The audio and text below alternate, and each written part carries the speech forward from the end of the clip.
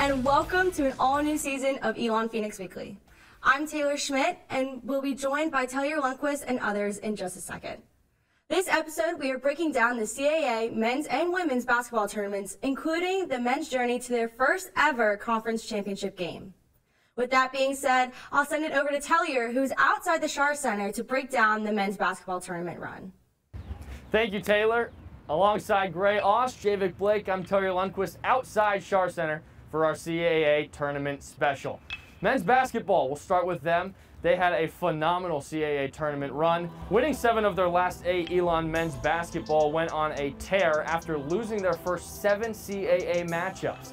They got all the way to the CAA championship game for the first time in program history, and you could really see a switch be flipped midway through that regular season when they were down in Charleston, South Carolina.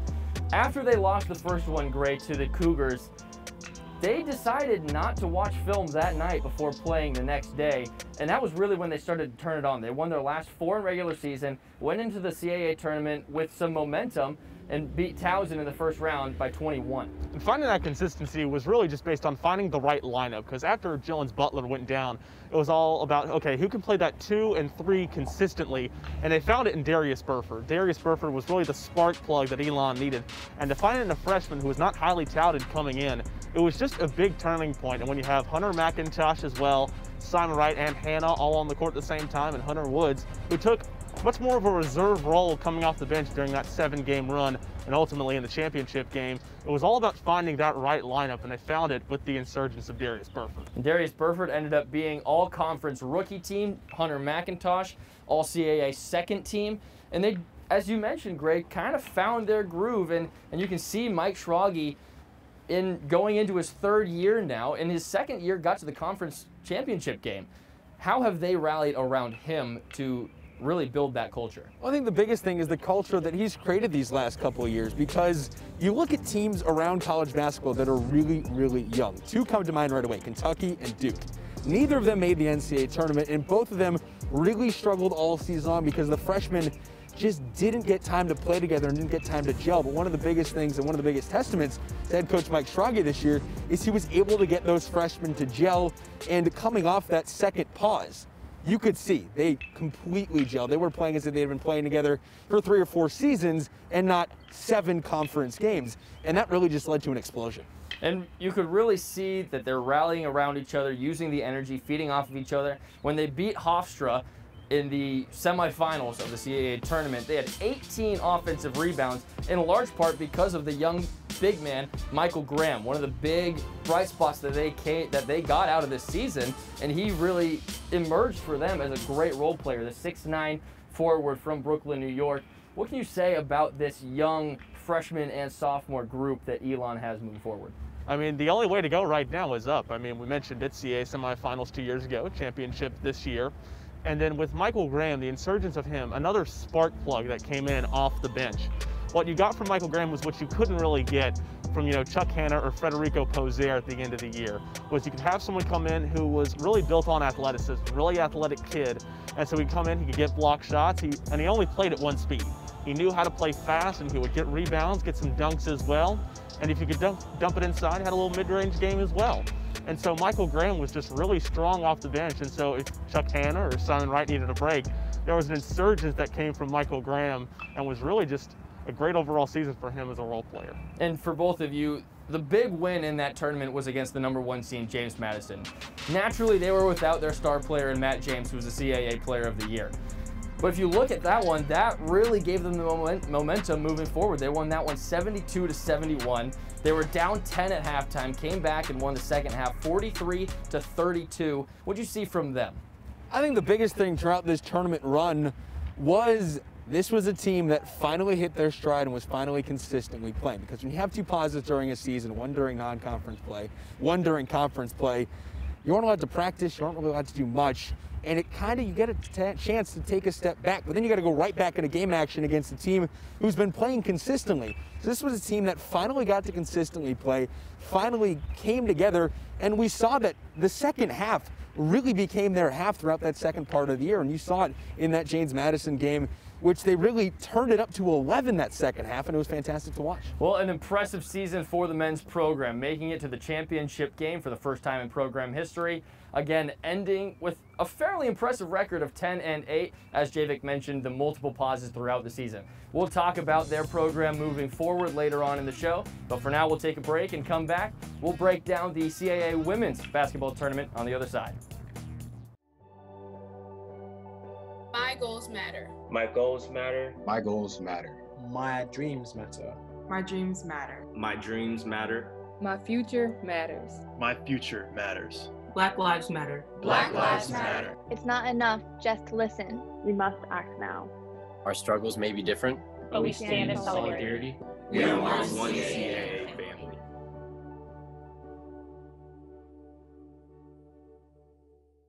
I adopted Bento in 2010 from a shelter. As it turns out, we have very similar personalities. And this cat makes me make art because he's always motivating me to take pictures of him, to draw pictures of him. He just is motivating artistically. It's just that simple. Well, he's my best friend, but a lot of people know him as Keyboard Cat.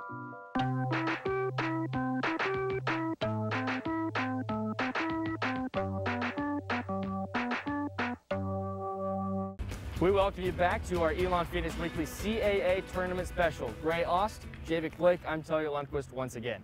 We transitioned to Elon women's basketball this year, who had 4 different postponements throughout the year. 8 of their last 9 games canceled or postponed, and waited 32 days leading up to their first matchup in the tournament, the quarterfinals against the Drexel Dragons. Bree Perpignan, a junior guard, one of the most important factors of this Elon women's team. Matt Laguza takes us through a breakdown of her game and how integral she is to this program. Goose, what you got? Bree Perpignan, number 0 on the court, number 1 in the hearts of all Phoenix fans. The 5'8" junior guard out of Alexandria, Virginia, was one of the bright spots in an up-and-down, COVID-ridden 2020-2021 season for the Elon women's basketball team.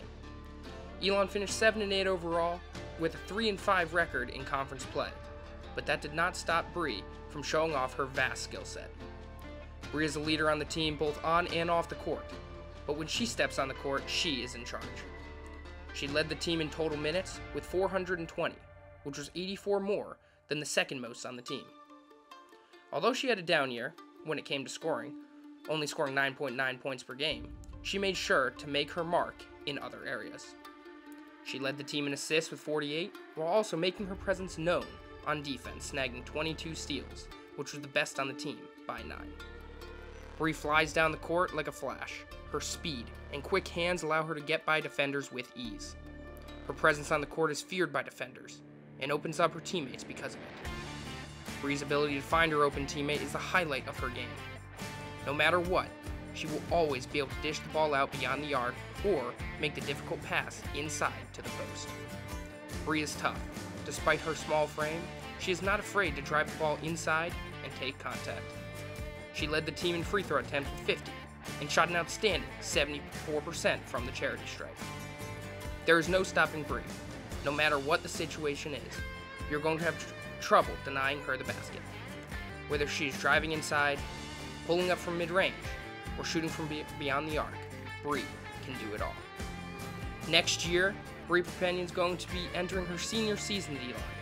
After 3 successful years, she'll be looking to run it back once more with the Phoenix and make another run for the CAA conference title. Thank you, Goose. We appreciate you doing that. Bree Perpignan has certainly been an impact on the floor and off the floor. Really a captain as a junior for this program. But you also have to talk about the other guard play. Sadia Munford, the senior, their tandem in the backcourt was really impressive. It was impressive, and there was a noticeable difference when she went down with an injury in the first quarter of the game against Furman, because after that, it really looked like they had a lot of issues, because after that, it was really all on Kayla Lyles and Bree Perpignan to make something happen, and they were missing that third cog in the wheel, because as soon as Sadia Munford came back, this team exploded. She came back right in time for conference play, when they beat JMU and then Delaware on back-to-back weekends. You got to look at the way that they went up against some of the best teams in the entire conference. losing the first one and then coming back the next day, turning it around and beating, as Javik mentioned, JMU and Drexel. What can you say about their ability to just turn things around?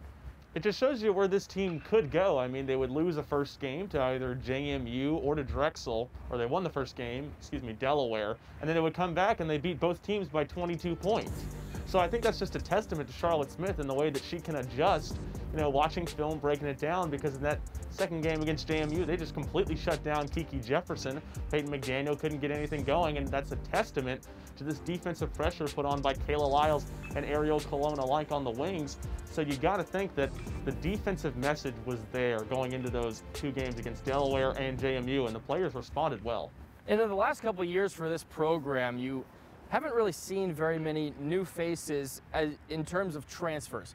This year you had Ivana McGill from UNC Asheville that really gave them an inside presence. What does she give to this team? She gave them absolutely everything they needed inside. Me and Gray always talked about it on air on WSOE. She was the force in the paint that this team needed night in and night out. And she was it all season long. She stood above basically everyone but Alyssa Kinane from NC State. With NC State's a whole different animal when you're comparing that against CAA opponents. But she was that dominant force in the paint. We saw it really in the back half of the season. And once conference play got started, when she would put up 10, 12, 14 points a night and would consistently get rebounds as well, she was everything this team needed and even more. She was a huge piece that they were really missing 2 years ago when she came in this past year and really made a huge difference on this team. When you look at what she did in that quarterfinal matchup against Drexel, she had 18 points and 9 rebounds to her name, just one shy of the double-double. You talk about their performance against Drexel in that one tournament game. They shot just over 20% from three.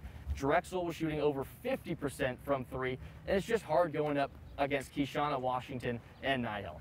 I mean, especially when you're going into a game, specifically in a game like basketball, if you're coming off a break of 32 days, that's tough enough. But when you play Drexel, who is arguably the best defensive team in the CAA, who really forces you to make a lot of long-distance threes, that's tough coming back in, and especially going up against Hannah Nihil and Keishana Washington. Keishana Washington, the eventual tournament MVP, who just went on a tear. But Drexel came out and punched Elon in the mouth. I mean, they basically hit everything they looked at. I think it was in the first quarter they hit 70% from the field, and that's really just a knockout blow that Elon couldn't recover from. All right, that's all we got in terms of breaking down the women's basketball tournament. We send it back to Taylor Schmidt in the studio. When we come back, hear from Coach Stragi with the men's team and what he thinks this season's success can do for the team and school in the next couple of years. Hamilton was adopted from a rescue in 2008. He really likes to be around people. And as soon as I start to make my breakfast, Hamilton is right there. I get out my mat and I'm doing a downward dog and he's underneath. He's quite the pug about town. He gets invited to a lot of parties. He knows he's a pretty big deal. I mean, look at this little face. How could you not love him?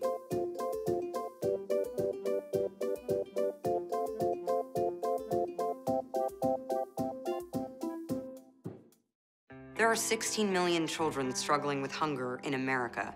That's 1 in 5 daughters, sons, neighbors, and classmates who don't know where their next meal is coming from. Yet billions of pounds of good food go to waste every year. It's time we do something about it. Feeding America is a nationwide network of food banks that helps provide meals to millions of kids and families in need. Visit feedingamerica.org to help them feed even more.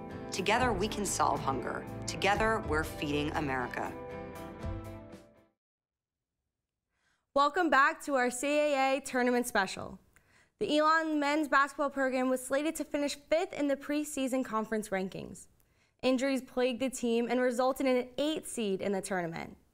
Coach Stragi and the Phoenix made it all the way to the conference championship game for the first time in program history. He sat down with me to reflect on the year. Let's take a look at what he had to say. You know, the season started out pretty well. And when our rhythm got broke was right at Thanksgiving time, and we had our first pause. We came back from that pause, and Gerald got hurt, and then we went into Christmas break. Then we came back and had our second pause. So, you know, the biggest key for us was we just need to get in a rhythm. We were down to really important players for us and people, but we were never in a rhythm there from Thanksgiving to the end of January, really early February. So. We were probably, from Thanksgiving to the end of January, we were probably up against it as much as anybody, at least in our conference at the time, and very much all of college basketball. But I was proud of our guys. They've sacrificed at a high level all year. Proud of Elon trying to pull off the school year. And, you know, our guys never were positive when the students were on campus. They were positive because of the holidays, Thanksgiving break, and then Christmas break. But all you can do is control what you can control, keep the guys positive.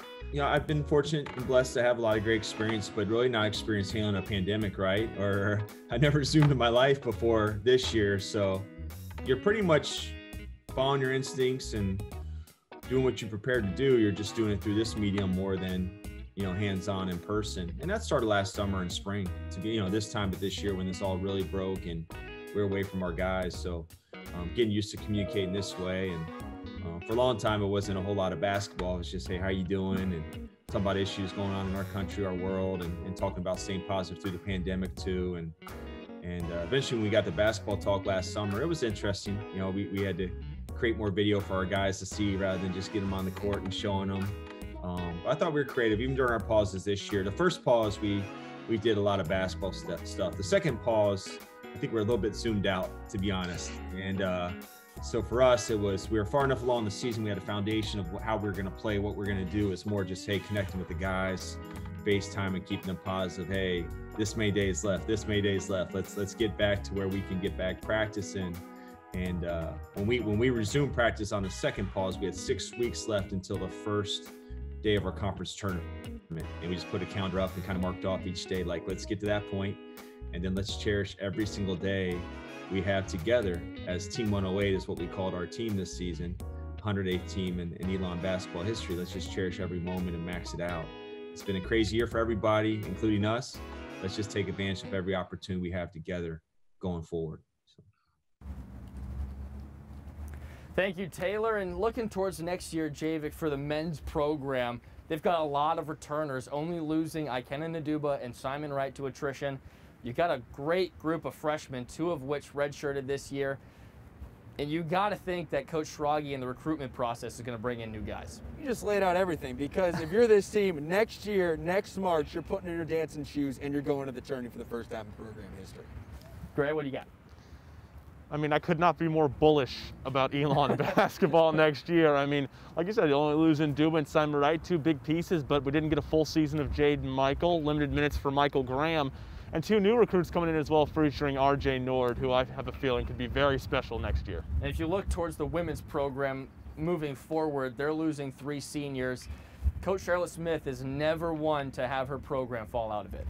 Definitely, and I think one of the biggest things for her is going to be building the momentum off of this year and really building and solidifying the core that they have left, because they are losing 3 of their top players, but solidifying that core that they have left, using and supplanting it with some of the new faces, and really making a run at it next year, and hoping that, you know, they can kind of get over that hump of getting through the first 2 rounds and sort of get back to how dominant they were in 2017 and 2018 when they went to back-to-back tourneys. And you've got a really good incoming senior class. What do you see from them?